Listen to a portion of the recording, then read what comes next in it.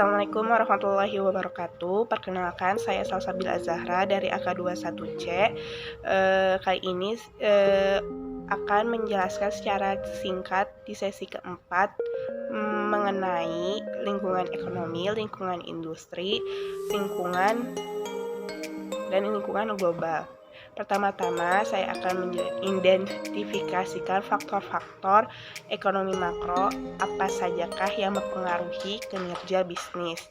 Ada dua kondisi ekonomi, yaitu kondisi makroekonomi sama kondisi mikroekonomi. Kalau kondisi makroekonomi itu merefleksikan seluruh kegiatan ekonomi, sedangkan kondisi mikroekonomi itu mempengaruhi kinerja bisnis.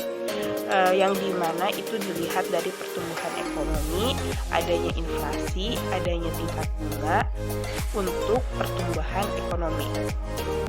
Ada 3 ukuran yang harus kita ketahui, yaitu tingkat total produksi dari produksi dan jasa, terus pengeluaran total, di mana hal ini mengenai jumlah pengeluaran dalam ekonomi, dan yang terakhir alternatif indikator ekonomi yang dilihat dari tingkat pengangguran.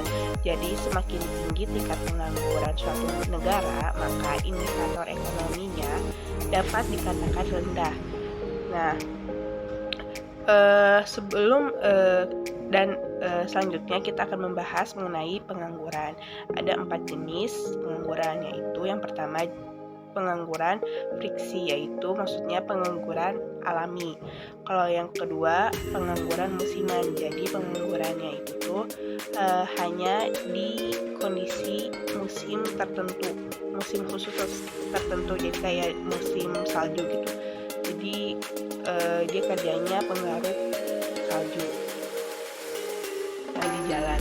Nah, terus selanjutnya pengangguran siklus, jadi penganggurannya dipengaruhi oleh kondisi lemahnya ekonomi atau miskin, sehingga menjadi kondisi-kondisi dengan indikator ekonomi tertentu. Yang terakhir pengangguran struktural, tidak cukup keterampilannya dalam bekerja, jadi membuat dirinya atau orang tersebut menganggur secara struktur. Mengenai tadi pengangguran, ada juga inflasi. Inflasi itu kenaikan tingkat harga umum atas produk dan jasa dalam waktu tertentu yang dipengaruhi oleh tinggi biaya operasi, tingginya upah yang kita bayarkan kepada pekerja, juga tingginya penghasilan. Penentuan harga pasar itu dipengaruhi oleh 3 hal. Yang pertama, schedule permintaan, itu kuantitas permintaan tingkat meningkat atau menurun. Terus schedule penawaran, kuantitas yang ditawarkan meningkat atau menurun. Selanjutnya, interaksi penawaran dan permintaan, di mana kita mengenal suatu harga yang disebut dengan equilibrium principle, yang itu adalah harga dan kuantitas yang ditawarkan harus sama dengan kuantitas yang diminta. Faktor yang mempengaruhi harga pasar pelanggan, kesukaan pelanggan. Faktor yang mempengaruhi harga pasar itu ada pelanggan, kesukaan pelanggan, dan biaya produksi. Nah, terdapat 2 kebijakan pemerintah yang bisa mempengaruhi ekonomi, yaitu kebijakan fiskal sama moneter. Nah, kalau kebijakan moneter itu mengendalikan uang yang beredar, menetapkan cadangan pemerintah, menaikkan atau menurunkan suku tingkat bunga. Jadi semakin tinggi tingkat bunganya, maka harganya juga akan semakin tinggi, dan itu akan mempengaruhi tingkat ekonomi dan dalam negeri. Sedangkan kebijakan fiskal itu pemerintah harus mengendalikan pajak dan juga pembelanjaan, tarif pajak pribadi, pajak perseroan, CV, firma, bea cukai, anggaran defisit atau budget defisit. Lanjut kepada teman saya, Dea, yang akan lanjutkan materinya di sesi kelima.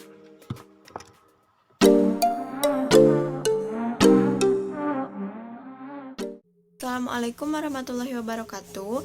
Nama saya Deanova. Di sini saya akan menjelaskan materi pada sesi kelima, yaitu lingkungan industri. Pembahasan kita kali ini ada dua. Pertama adalah faktor-faktor industri dalam kinerja bisnis. Yang kedua adalah keunggulan bersaing.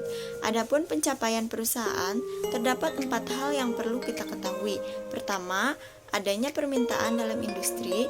Kedua, adanya persaingan industri. Ketiga, lingkungan dalam pegawai atau karyawan. Yang terakhir adalah lingkungan dalam regulasi. Keempat, pencapaian perusahaan ini adalah bagian dari karakteristik yang mempengaruhi capaian perusahaan tersebut. Yang pertama, ada permintaan industri atau industri demand, di mana dipengaruhi oleh satu kondisi ekonomi. Jadi, kalau kondisi ekonominya tidak stabil, otomatis akan mempengaruhi permintaan dalam sebuah industri. Semakin tinggi tingkat ekonomi suatu negara, tentu permintaan juga akan semakin tinggi. Yang selanjutnya yaitu persaingan industri atau industri competition. Industri competition ini dipengaruhi oleh bagian pasar perusahaan. Jadi, semakin tinggi pasar perusahaan, maka industri persaingan juga akan semakin tinggi. Maka tidak salah dikatakan bahwa tolak ukur perusahaan agar tergantung dari tingkat marketingnya atau tingkat pemasarannya, karena itu sangat mempengaruhi sebuah industri dalam melakukan persaingan. Yang selanjutnya yaitu lingkungan pekerja. Ini dipengaruhi oleh suatu upah kerja. Jadi, kalau upah kerjanya tinggi, tentu lingkungan bekerja juga akan harmonis. Output buat konsumen juga tentu akan semakin baik. Kedua adalah kebutuhan skill. Skill atau kemampuannya tinggi, maka jelas lingkungan bekerja juga makin stabil. Perusahaan juga pencapaiannya akan tinggi. Selanjutnya, ada faktor-faktor industri dalam kinerja bisnis, yaitu permintaan industri, tingkat persaingan dalam industri, peraturan industri, hasil perusahaan, biaya perusahaan, pendapatan perusahaan, dan nilai perusahaan. Yang selanjutnya ada keunggulan bersaing. Pesaing dalam sebuah industri. Sebuah perusahaan harus melakukan dua tugas, yaitu menilai pesaing dan mengembangkan keunggulan kompetisi. Yang selanjutnya, mengembangkan keunggulan kompetisi. Biaya produksi rendah atau low cost production. Yang selanjutnya, kualitas yang baik. Assalamualaikum warahmatullahi wabarakatuh. Perkenalkan, nama saya Anissa Rahayu dari kelas AK21C. Dalam video ini, saya akan membahas tentang lingkungan, lalu adanya karakteristik asing dalam bisnis internasional, dan terakhir yaitu competitive dan comparative advantage. Nah, bisnis internasional adalah suatu kegiatan yang dimana dilakukan oleh dua atau lebih suatu wilayah negara tersebut. Jadi minimal melibatkan dua atau lebih, misalnya seperti Indonesia dengan Malaysia. Untuk apa sih Indonesia melakukan bisnis internasional ini? Nah, datanya itu pemerintah dalam hal ini yaitu dari negara lain yang menarik sehingga membuat Indonesia untuk melakukan bisnis internasional. Lalu kedua yaitu kapitalisasi teknologi, dan juga ada menggunakan sumber daya murah aneka ragam secara internasional, kombinasi dari keempat alasan di atas. Dan yaitu yang selanjutnya yaitu cara perusahaan menjalankan bisnis internasional, ada dengan cara impor dan juga ekspor, ada juga investasi asing secara langsung. Apa sih yang dimaksud dengan impor? Nah, impor ini adalah pembelian produk-produk asing untuk domestik. Dan dalam impor ini ada hambatannya, yaitu hambatan perdagangan pemerintah seperti tarif dan juga kuota. Lalu hilangnya hambatan perdagangan dengan adanya perdagangan bebas seperti AFTA dan juga NAFTA. Yang kedua yaitu dengan cara ekspor. Penjualan produk yang bukan untuk domestik dikirim dan dijual ke luar negeri. Investasi asing langsung, yaitu untuk memperoleh atau membangun cabang di suatu negara atau di negara-negara asing.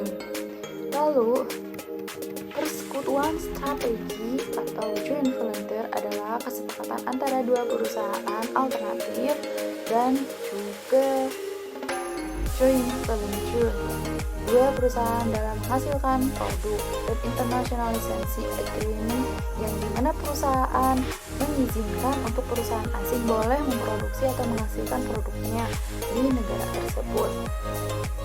Yang kemudian juga ada karakteristik asing dalam bisnis internasional, yaitu seperti budaya, sistem ekonomi, kondisi ekonomi, nilai tukar, risiko politik, dan juga dalam perdagangan internasional ada dua teori yang harus diketahui. Yang pertama yaitu adalah teori keunggulan mutlak atau competitive advantage.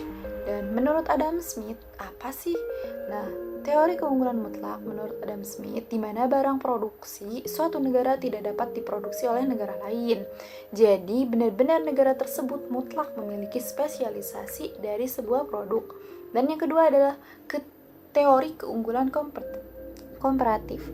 Comparative advantage teori merupakan menurut David Ricardo suatu negara yang dikatakan memiliki keunggulan mutlak atau kompetitif dari negara lain jika negara tersebut mampu memproduksi lebih banyak dari negara lain. Dikatakan spesialisasi produksi.